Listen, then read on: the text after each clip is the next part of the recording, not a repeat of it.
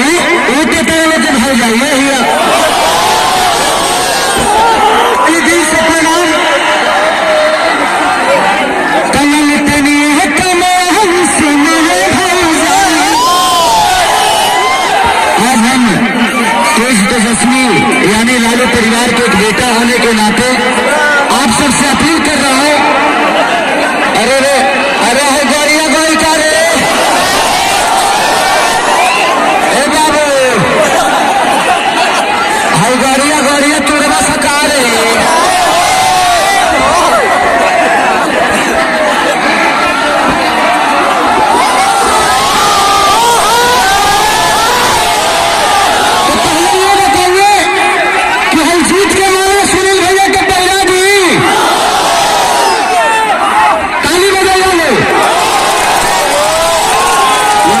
Actually बहुत कम time में हम एक कार्यक्रम के करते हैं ऐसे ही बस आपका मंच छोटा है और हाइट ज्यादा है मंच पे नहीं हो पाएगा। हेलो रहने दीजिए मंच पे नहीं हो पाएगा पूरा मंच टूट जाएगा। मैं मीडिया से अनुरोध करता हूँ कि मीडिया प्लीज आप लोग क्षमा करिएगा स्टूडियो नहीं है कि मैं मंच पे कुछ बोल सकूं इसलिए आप वहीं से गड़बड़ कर लीजिए। तो दिल से प्रणाम है आप सबको।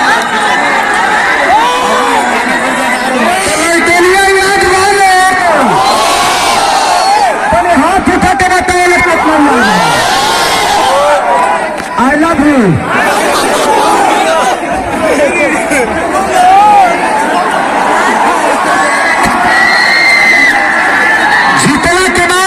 जीतने के बाद हम खाली काजले के लेके ना भाई और ही कभी के लेके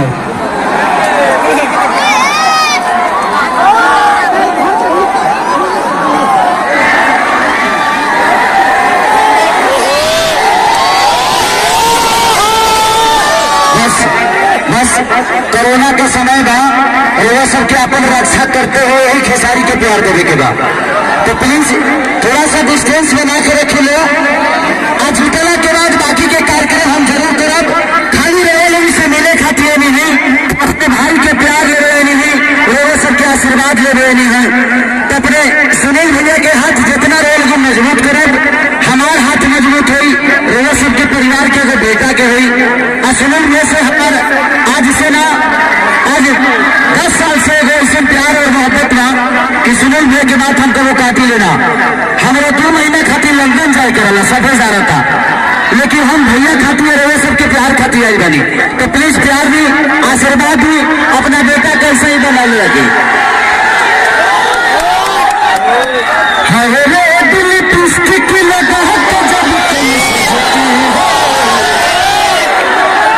ना कसम बवाल लगती है। चलिए तो दिल से प्रणाम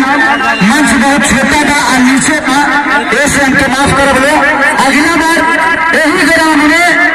हथ पर मंच बने खेसरिया और काजल यही पे डांस कर लो लेकिन जीतला के बाद हम जरूर आए और वो सबके प्यार पाए ओके। और लालटेन के हमेशा याद रखे के ना 3 तारीख के वोटिंग था पर लेकिन ध्यान से 3 के जाए